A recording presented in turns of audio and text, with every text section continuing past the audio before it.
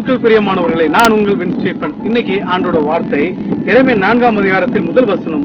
இஸ்ரவேலே, நீ திரும்புவதற்கு மனதாயிருந்தால் என்னிடத்தில் திரும்பு என்று கர்த்தர் சொல்லுகிறார். உன் அருவருப்புகளை என் பார்வை நின்று அகற்றிவிட்டால் நீ இனி அலைந்து திரிவதில்லை. ஆமென்.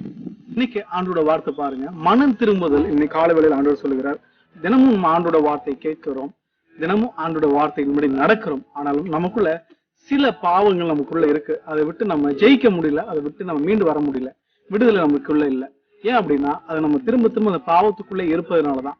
அதை நம்ம ஒரு முற்று வைத்து ஆண்டவருக்கு ரெண்டு ஒப்பு கொடுத்து அந்த பாவத்தை விட்டு விலக வேண்டும். அப்படி விலகும் போதுதான் நம்ம எடுக்கிற முடிவினாலதான் நமக்கு நன்மைகளும் ஆசீர்வாதமும் ஆண்டவருக்குள்ள நெருக்கமும் உறவும் கிடைக்கும். வசனத்துல பாருங்க, இஸ்ரவேலே, நீ திரும்புவதற்கு மனதா இருந்தால் என்னிடத்தில் திரும்ப என்று கர்த்தர் சொல்லுங்க. எப்படி மனதா இருந்தா, அப்ப நமக்கு சில நேரத்துல நம்ம வைக்கிறதா மனசு, நம்ம மனசு வச்சுனா முடியாதுன்னு ஒன்றுமே கிடையாது. நீ உன் அருவருப்புகளை என் பார்வை நின்று அகற்றி விட்டால் நீ அலைந்து திரிவதில்லை.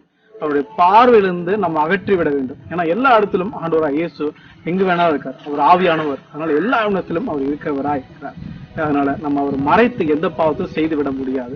ஒரு சின்ன ஒரு ஊமையை சொல்றேன் பாருங்க.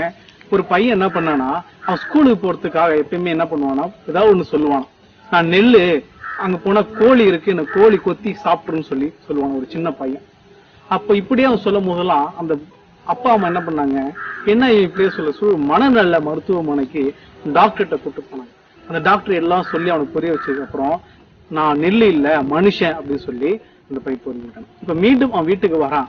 வீட்டுக்கு வந்தோடனே அடுத்த நாள் ஸ்கூலுக்கு போலாம், நீ கிளம்பு அப்படின்னு சொல்லும் போது அந்த பையன் சொல்றான்னா, நான் மனுஷன்தான், ஆனா கோழி அங்க இருக்கே, என்ன கொத்திருமே, அதுக்கு நான் நெல்லு இல்ல மனுஷன் தெரியாது அப்படின்னு சொல்லும் போது, அப்போ அவனுடைய பாவத்தை அவன் இன்னும் பிடித்து கொண்டிருக்கிறான். சின்ன பையனை போலதான் சில நேரங்கள நம்ம சில காரியங்களை நம்ம இன்னும் வைத்திருக்கிறோம். சில ரகசியமான பாவங்களையும் இச்சையான காரியங்களும் ஆண்டவருக்கு பிரியமில்லாத சில நடக்கைகளிலும் நம்ம நடந்து கொண்டிருக்கிறோம். சிலருக்கு சிகரெட் பழக்கம், சிலருக்கு மதுக்கு அடிமை, சிலருக்கு மற்ற காரியங்களுக்கு அடிமை. சினிமா, உலக நிகழ்ச்சி, ஆடம்பரமான காரியங்கள், பொருள்கள் மீது, வாகனத்தின் மீது, சொத்து மீது, இது மாதிரி அநேக இச்சைகள், நம்ம ஆசைகள் நேரத்துல போய் விழுந்து நம்ம அதுக்குள்ள சிக்கி உண்டு வெளியே வர மாதிரி உலக ஆசைக்குள்ள விழுந்து விடுக்கும். இதெல்லாம் ஆண்டவருக்கு பெரியவுமே இல்லை. ஆண்டவருக்குள்ள நம்ம வந்துட்டாருன்னா சமாதானமும் சந்தோஷமும் கிடைக்கும். அப்படி இருக்கும்போது அது எல்லாவற்றிலும் நம்ம நடத்தி செல்வதா இருக்கு இல்லையா? இன்னைக்கு பாருங்க, அந்த சின்ன பையனை போல நம்ம இல்லாம மனம் திரும்பவும் நம்மளால முடிஞ்சா கண்டிப்பா முடியும். நம்ம இன்னைக்கு அலைந்து தெரியக்கூடாது. ஏன்னா எல்லா பாவத்தையும் ஆண்டோடு நமக்காக சிலுவையில அடித்து ரத்த சிந்தி ஒரு மரித்து உயிர் தெளிந்து விட்டார், ஜெயித்து விட்டார் எல்லா பாவத்தையும். இனிமே நம்ம அந்த பாவத்துக்குள்ள மேற்கொள்ள கூடாதுன்னு சொல்லி ஜெபம் பண்ணுவோம். ஆண்டவர் உங்களை இன்னைக்கு மனம் திரும்பும்படி நடத்துகிறார். நீங்க மனம் திரும்புங்க, பாவத்தை திரும்பவும் செய்யாதுங்க. கர்த்தர் உங்களை எச்சரிக்கிறார். கர்த்தருடைய நாள் மிக சமீபம். ஆண்டவர் வந்துட்டார். உலகத்துல பாருங்க எல்லாம் நடந்து கொண்டிருக்கு. ஆண்டவர் வருகைக்கு எல்லாம் ஆயத்தமா இருக்கு. நீங்களும் ஆயத்தமாங்க. ஆண்டவரே, இந்த காலை வேளையில இதை பார்க்கிற ஒவ்வொருத்தரையும் ஆசீர்வதிங்க. சில நேரங்களில் நாங்க உலகத்தின் காரியங்கள்ல விழுந்து போய் சில பாவங்களுக்குள்ள அடிமையாகி விடுகிறோம். அடிமைத்தனத்துல இருந்து பாவத்துல இருந்து எங்கள் மனம் திரும்பும்படி எங்களுக்கு உதவி செய்யுங்க. நாங்க இனிமே பாவத்தை மேற்கொள்ள எங்களுக்கு பலனையும் தாங்க. சத்துரு எங்களை வகை தேடி எங்களை தேடி போகிறான். எல்லா பாவத்திலிருந்து விலகி கர்த்தருக்கு பிரியமான வழிகளில் நடக்கும்.